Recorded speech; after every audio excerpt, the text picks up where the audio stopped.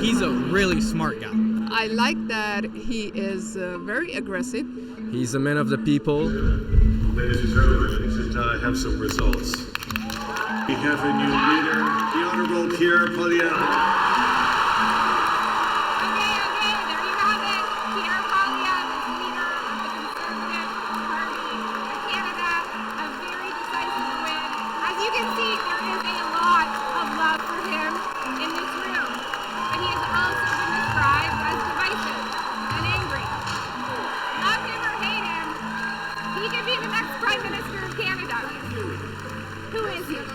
Pierre Poilievre. Let's take a look. Pierre Poilievre grew up in Calgary, adopted by 2 teachers. He often talks about how support should come from community, not from government. In a free country, smaller government makes room for bigger citizens. So it was here that as a young member of parliament in his 20s, Pierre Poilievre started really garnering the reputation of being a combative adversary. He was once caught on mic saying F you to some fellow MPs in a committee meeting. Fuck you guys. I remember him vividly. Former Liberal MP Wayne Easter remembers dealing with a challenging Poilievre. Him and I have had some rather interesting exchanges. Dealing with this minister is like playing chess with a pigeon. He flaps his wings all over the place, knocks the pieces off the table, messes all over the table, then struts around like he won the game. I'd like to give the member some credit for creativity. He was quite young, but he certainly didn't answer questions and certainly didn't let the facts get in the way of a good story. 15 seconds, Prime Minister. Ever the opportunist, in 2020, Poilievre was co-chairing a virtual committee hearing with Easter. Your 16 seconds is up. When Easter's power went out, Poilievre saw an opening to grill the Prime Minister. Your 16 seconds are up. I'm going to ask you again because nobody believes you when you say you don't know how much money your family has got from the Wheat Group. When he's on an issue, he's like a dog with a bone. He's just a bulldozer, and he goes straight ahead on that issue, regardless of what others are trying to do. That's why I'm running for Prime Minister, to put you back in charge of your life. When Poilievre announced he was going to run earlier this year, he said he was doing so to give people the freedom to run their own lives. Freedom from the invisible thief of inflation. Freedom to raise your kids with your values. Freedom to make your own health and vaccine choices.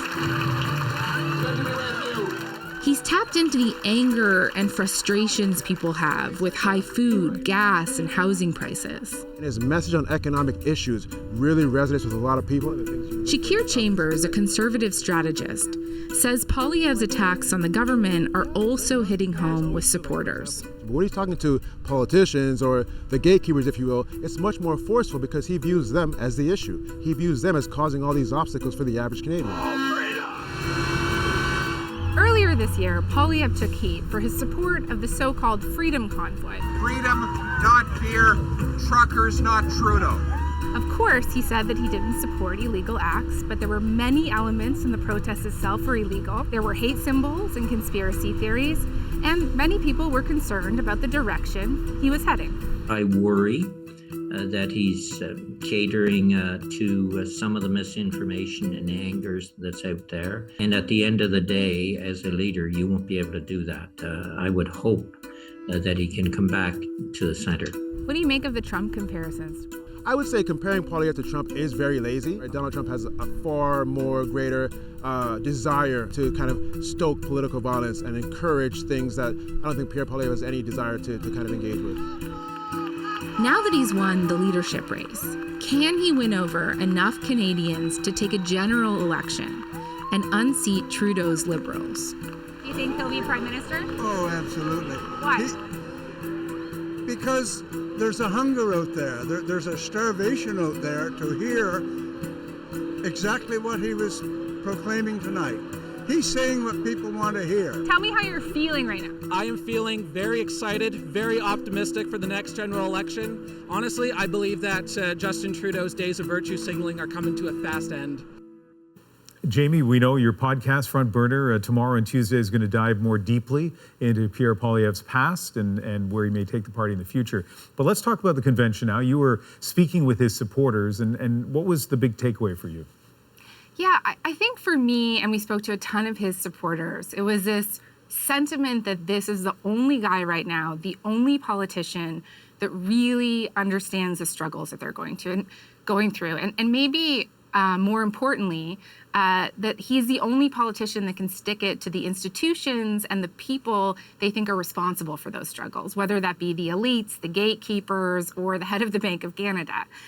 Of course, his critics will say that this is textbook 21st century grievance populism, and that Poilievre is offering really simple solutions to super complex problems. But his supporters don't see it that way. They think this is the guy that Canada needs right now. I feel like you'll be working through the night on your podcast, but thank you very much for joining us now. Thanks so much, Ian.